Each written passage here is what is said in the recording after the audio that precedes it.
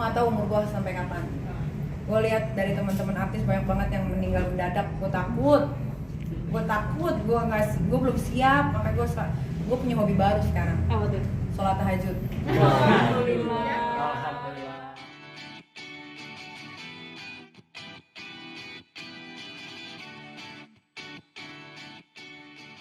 Jadi artis nih, gue baru merasakan punya fans yang begitu fanatik sama gue. Gue bilangnya sekarang haters bukan inilah, bukan musuh, tapi fans gue yang begitu fanatik. Sampai apapun, dari dia bangun, dari dia mau berak, mau tidur, bangun lagi, itu yang dipikirin cuma hidup gue. Dan gue merasa berterima kasih dengan kelakuan bodohnya dia itu loh. Sampai akhirnya gue sekarang bisa kenal sama owner, pemilik dari hotel besar, gue bisa kenal sama ketua satgas gitu. Itu sebenarnya ada dampak baiknya juga gitu ke gue dengan perlakuan bodohnya mereka. Jadi mereka mau buat apa, mereka mau posting apa lagi terserah. Nikita Mirzani akan tetap jadi Nikita Mirzani yang tidak mungkin tidak ada di TV gitu. Jadi kalau ya mungkin mereka stres kan, gue juga kasihan ya, maksudnya gue juga menyadari sih dia nggak punya kerjaan, mungkin finansialnya dia juga berkurang gitu. Akhirnya dia membenci gue, mungkin dengan membenci gue kalian bisa ngejar-ngejar dia untuk minta wawancara sama yang seperti kalian lakukan ke saya gitu. Tapi kan ternyata tidak, karena mungkin kalian juga udah bosen kali ya kan, jadi nggak ada nyari, tetap yang dicarikan di kita lagi.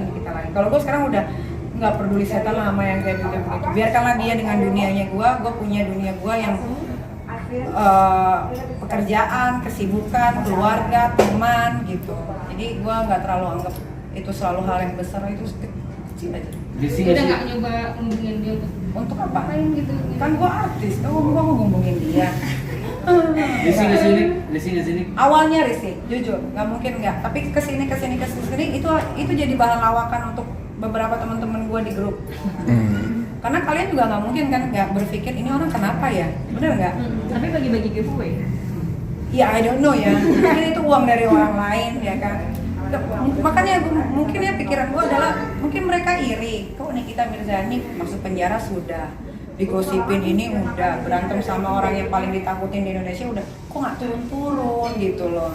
Mungkin mereka mikir kayak gimana caranya gitu ya udah, makanya mereka gila sendiri. Tapi itu nggak apa-apa sih, nggak jadi satu masalah buat gue. Tapi itu jadi cara terbaik untuk menanggapi haters nggak sih? Maksudnya lu nggak marah tapi lu ketawa gitu, cara paling asik aja untuk. Itu cara paling asik sekarang, karena ternyata kita harus berdamai dengan diri kita sendiri, baru kita bisa let it go sama hal-hal yang receh kayak begitu. Kita kan media cukup sering ya berinteraksi sama Nikita, dan kita melihat perubahan Nikita yang tadinya segitu barbarnya sekarang bisa mengontrol emosi. Apa sih yang membuat lo bisa menahan emosi lo tidak teriak-teriak lagi? Anak gue makin besar. Gimana tuh maksudnya? Ada komplain dari anak-anak? Nggak ada, gue merasa aja kayak anak gue makin besar, umur gue makin bertambah, lingkungan gue sudah jauh berbeda gitu kan. Dulu mungkin gue main sama yang anak kecil atau seumuran, sekarang gue mainnya sama orang yang punya pekerjaan, punya wawasan luas. Kalau gue kayak gitu, gue yang akan malu untuk nanti mendekatkan diri ke mereka gitu. Masalahnya mereka kan sudah melihat kayak perubahan gue begitu baik, begitu bagus. Nanti ketika gue punya satu urusan sama mereka lihat gue begitu, kayak mereka aja nggak apa-apa, guanya yang malu gitu. Nah, untuk anak pertama kan udah hampir gadis ya, 13 tahun ya? Iya. 13 tahun. Nah, gimana sih untuk kamu sendiri sekarang? Apa udah jadi teman seperti itu? Loli udah kayak as a friend aja gitu, karena ternyata gue bersyukur banget gue bisa nikah muda, punya anak langsung gitu kan. Ternyata temen gue, anak gue itu bisa jadi temen di rumah gitu. Ketika kita beda pendapat atau misalkan miminya ada kesalahan di luar, dia coba untuk komplain dan gue bisa menerima, ya itu jadi enak banget. Dan kebetulan anak-anak gue anak-anak yang bukan judging sih, bukan menjudging orang, underestimate. Makanya itulah penting lingkungan sebetulnya. Lingkungan itu yang bisa merusak. Jadi gini, walaupun misalkan di rumah kita merawat anak kita dengan baik, tapi ternyata lingkungan tidak memadai gitu kan, itu juga bisa rusak anak-anak. Jadi untungnya gue adalah lingkungan gue baik, di rumah gue baik, jadi anak gue baik gitu. Tapi termasuk yang ini apa namanya, komplain-komplain nggak? Oh udah enggak. Loli itu ngelihat miminya di rumah, bukan miminya di luar.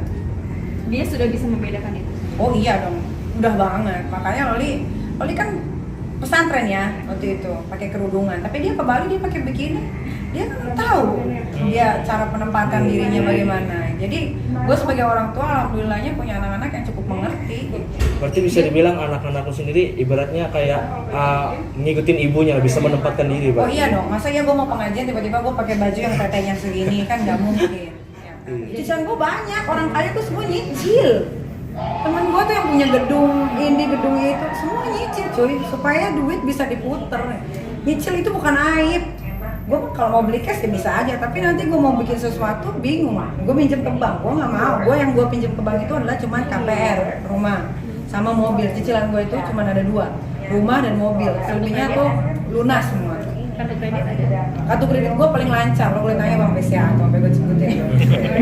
Malah kadang-kadang mereka sampai nelfon, Mbak, ayo Mbak, ini ada tawaran ini lagi, nggak mau, karena mereka tahu saking lancarnya, sebelum bayar aja gue udah bayar duluan kadang-kadang gitu. Tapi ini setuju nggak sama banyak banget yang bilang bahwa supaya kerjaan semangat makanya Harus ada nyicil di ini. Kenapa sih gue sekarang memberanikan untuk nyicil? Kayak gue beli mobil mewah, gue nyicil aja supaya kita punya tanggung jawab. Oh, gue kerja, gue harus bayar cicilan. At least cicilan itu punya gue, bukan kita ngontrak bayar cicilan, tapi kan itu punya ibu kontrakan gitu. Kita sewa apartemen tiap bulan, tapi kan itu punya ownernya. Nah kalau gue kan gue bayar cicilan rumah, tapi rumah itu punya gue gitu. Ini Salahnya di mana? selain usaha lo investasi di bidang apa aja sih? Di tanah ada, ya nggak banyak lah, sekitar 5.000 meter ya Di daerah? di Sentul. Oh, Oh, yang kemarin lihat itu ya. Iya, itu udah jadi punya gua, udah selesai semua pembayarannya. Apalagi Apartemen. apartemen, Logam Mulia gitu. Mas Batangan, ya gua main dikit-dikit. Berapa kilo dan punya nih? Ya jangan nanya gua berapa kilo, dah ntar gua di ini ya, ada lah. Ada ya. Apapun yang gua punya itu semua di atas namakan sama nama anak gua. Oh, gitu. Gua nggak punya apa-apa. Tiga-tiganya kata. Iya, gua nggak punya apa-apa. Kenapa, Dik? Gue nggak tahu umur gue sampai kapan. Gue lihat dari teman-teman artis banyak banget yang meninggal mendadak. Gue takut, gue belum siap. Makanya gue punya hobi baru sekarang, Apa tuh? sholat tahajud. Alhamdulillah. Oh ya, kenapa? Kenapa? PPKM ini banyak sekali bikin gue berpikir kayak, iya yang mati itu nggak bisa diprediksi ya gitu. Kapan aja kita bisa mati gitu kan. Makanya dari sekarang gue udah nyiapin, Loli dapat ini, Loli punya ini, Aska punya ini, segala macam asuransi sampai kalau gue mati satu anak bisa dapat 40 miliar. Gue udah siapin semua.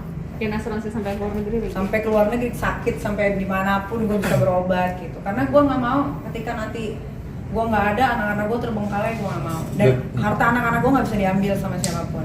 Berarti benar nih, kematian itu nasihat yang paling ampuh. Oh iya, ya gue bisa kayak begini sekarang juga karena gue takut mati cuy. Pelajaran siapa sih yang emang bener lo ambil? Orang dekat lo yang banget? akhirnya Gak ada, gue belajar sendiri aja. Belajar sendiri karena gue udah yatim piatu kali ya. Gue yatim piatu, gue ngerasain banget saat gue ditinggal nyokap bokap gue dalam keadaan yang belum siap. Gue umur masih nyokap gue meninggal gue umur 23 tahun. Gue masih tinggal sama mereka, gue belum siap apa-apa, belum siap punya anak segala macam sampai akhirnya ya waktu itulah yang bikin